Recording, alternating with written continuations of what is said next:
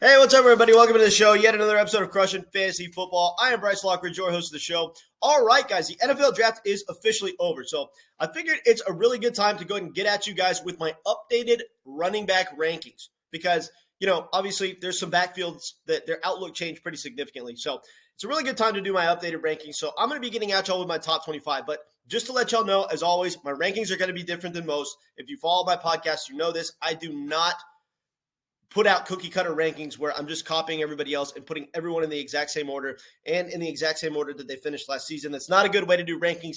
I want y'all to be ahead of the game. So I'm going to be doing my best to predict what's going to happen based on all the data we have to look at and making an educated guess as to where these running backs are going to finish. So I'm going to start right here with the first player on my list, Christian McCaffrey. Okay, obviously we've got a player who has been just absolute fantasy dominance in his career. We knew how good he was talent-wise coming into the league.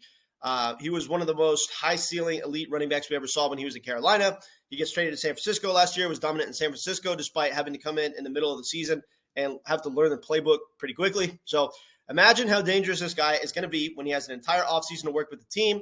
He now is playing in an offense that provides him higher touchdowns upside than he's ever had. This is a running back that can have weeks where he sees 10-plus targets out of the backfield. He's probably going to average 7.5 targets a game. The numbers are there as far as volume. We know how talented he is and how elite he is as far as just efficiency in the pass catching game and in the running game.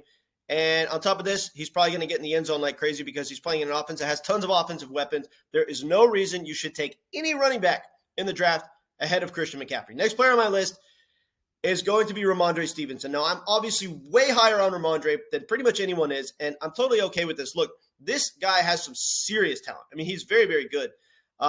And we saw him absolutely take over the backfield from Damian Harris this year. He's not going to have any competition for touches this year. He's one of those rare three-down backs that we have left in the NFL. Again, there's not a lot of these now with all these split backfields, but Rhamondre, he gets to be a true three-down back. He's not going to split touches with anybody.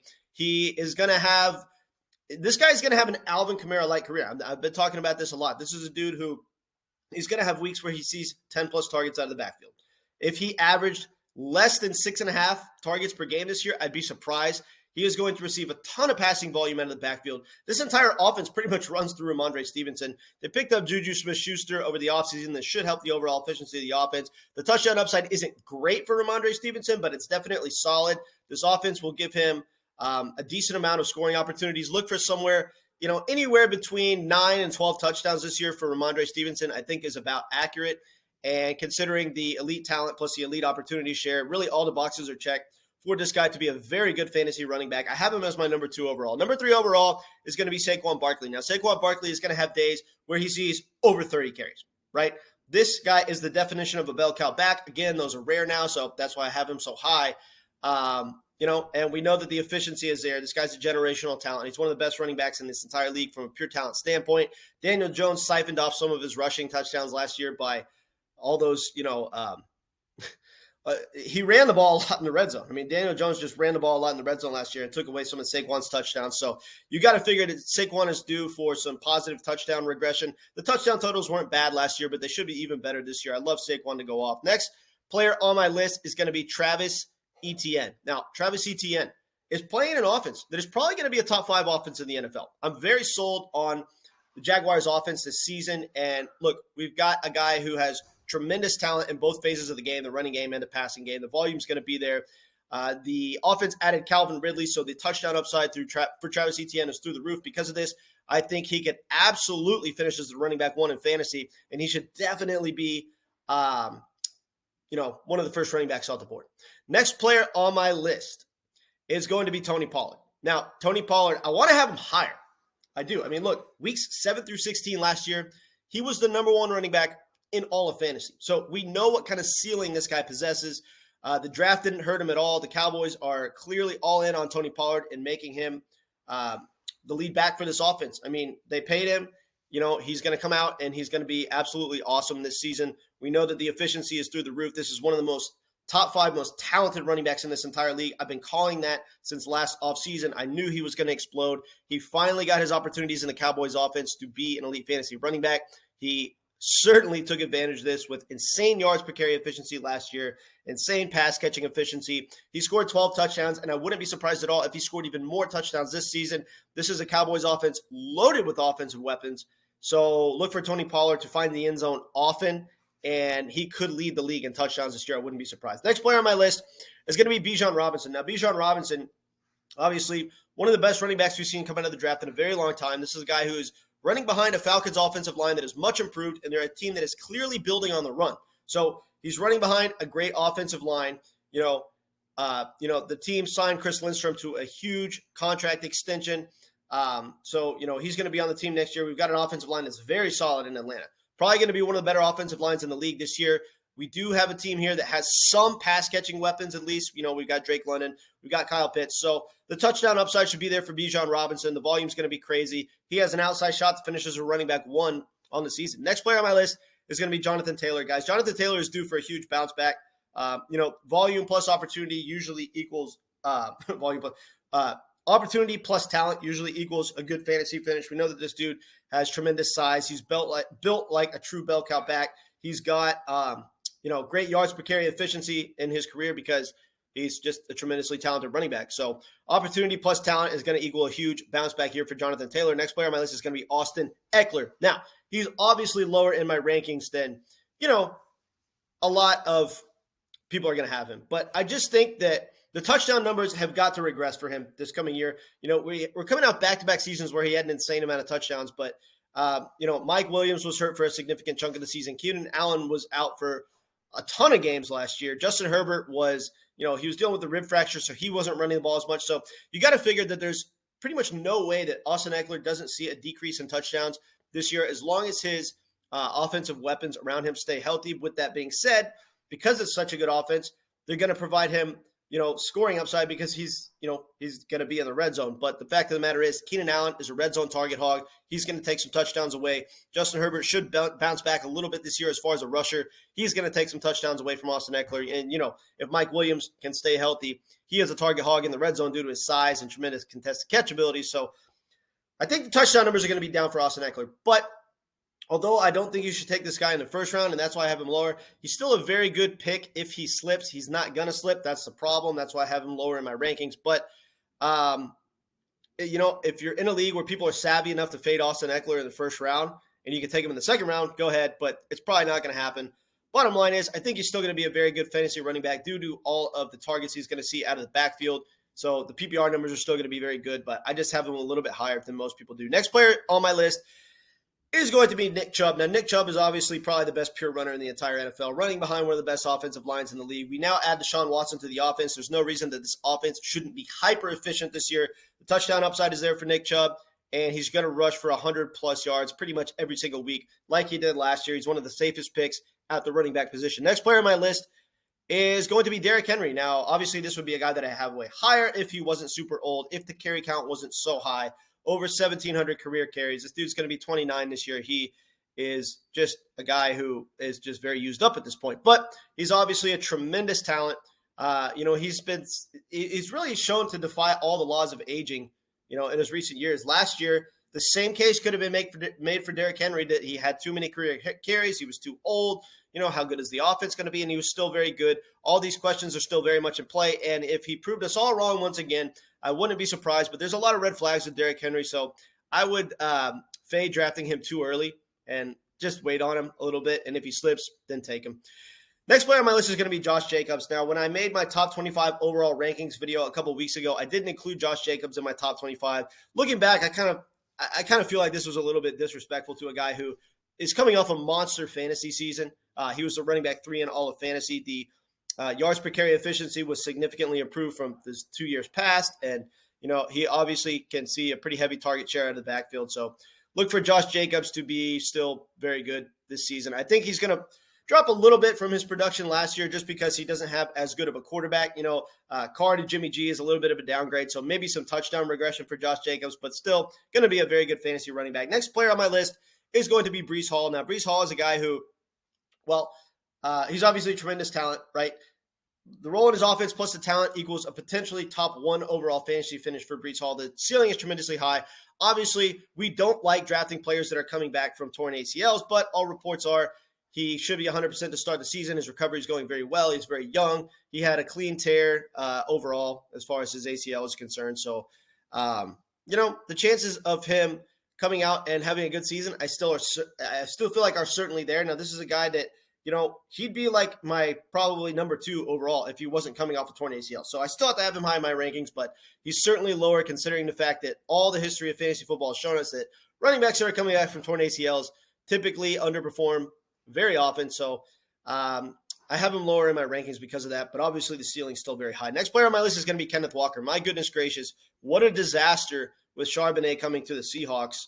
But it's still Kenneth Walker. He's fast as lightning. The efficiency is certainly going to be there. He's playing in an offense that provides him touchdown upside. So despite the fact that he's splitting a backfield now, I still think that he can certainly put up some high-end running back 2 numbers. Maybe best case scenario, still low-end running back 1 numbers, but he was my running back 3 overall until Charbonnet got drafted, so he's dropped pretty significantly.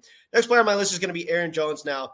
Aaron Jones, one of the most efficient fantasy football running backs of the past 5 seasons. This is a guy who's averaged over 5 yards a carry in his career. He is freakishly efficient in both the running game and the passing game, and until last year, he was an end zone magnet. But they are starting to feed A.J. Dillon more in the red zone, thus capping Aaron Jones' touchdown upside from what it used to be. We now got rid of Aaron Rodgers, so how good is the offense going to be? But at the same time, this dude's freakishly efficient. He's going to continue to be freakishly efficient, so he definitely has a high weekly ceiling, but A.J. Dillon just cuts into his consistency and makes him a very boom or bust player, so I just can't draft him that high in fantasy anymore, but it's still Aaron Jones. He's electric.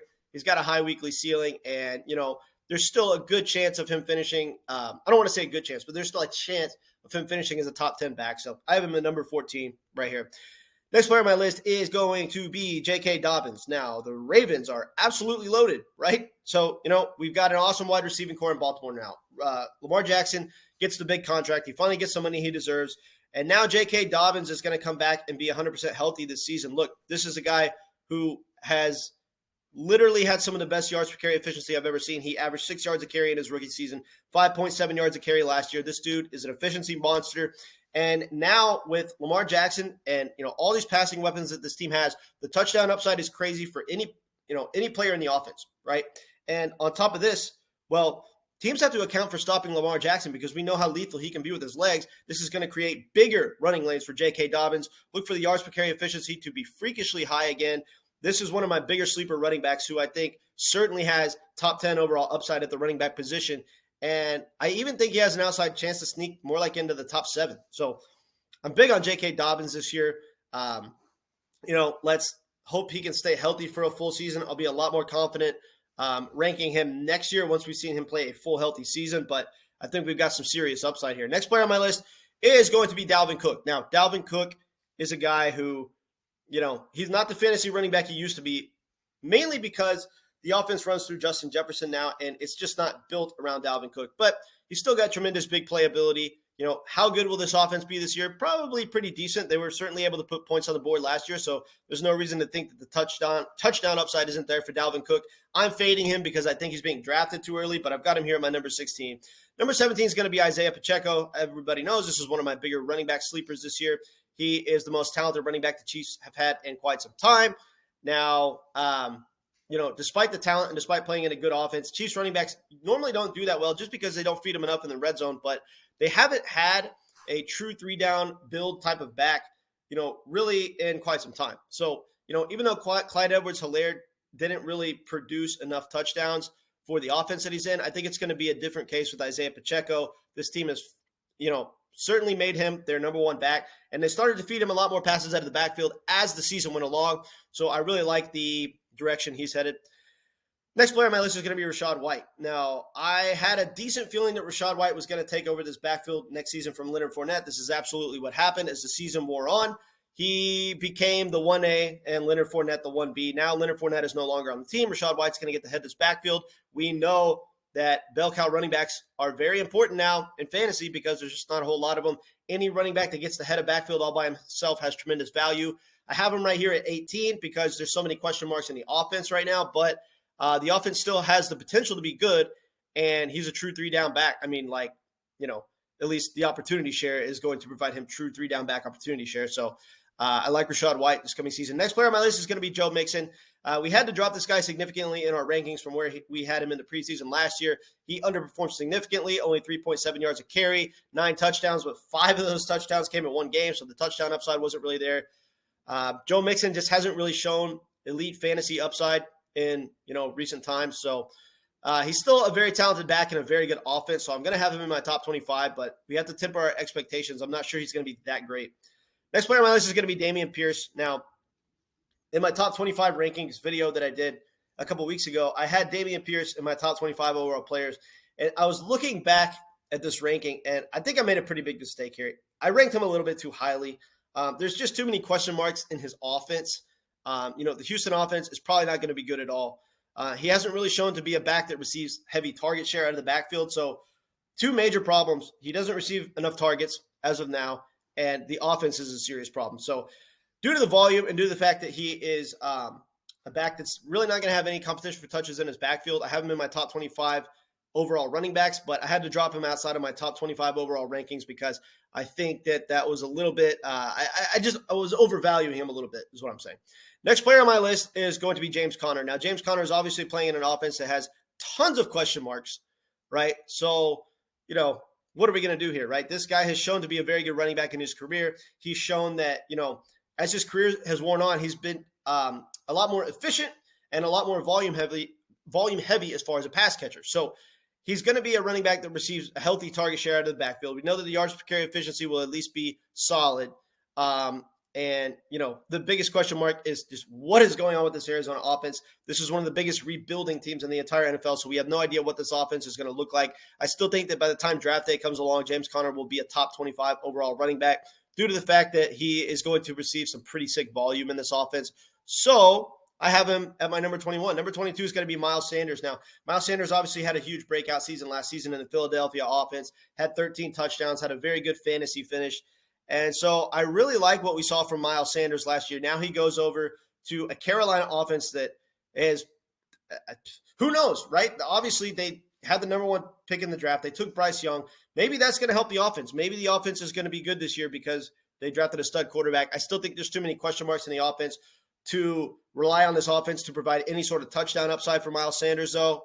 I just don't really think the touchdown upside is going to be there, but the volume is going to be there. And, we've seen that this is actually a pretty talented NFL running back. So opportunity share plus talent, being the number one, running back in his offense, no real competition for touches.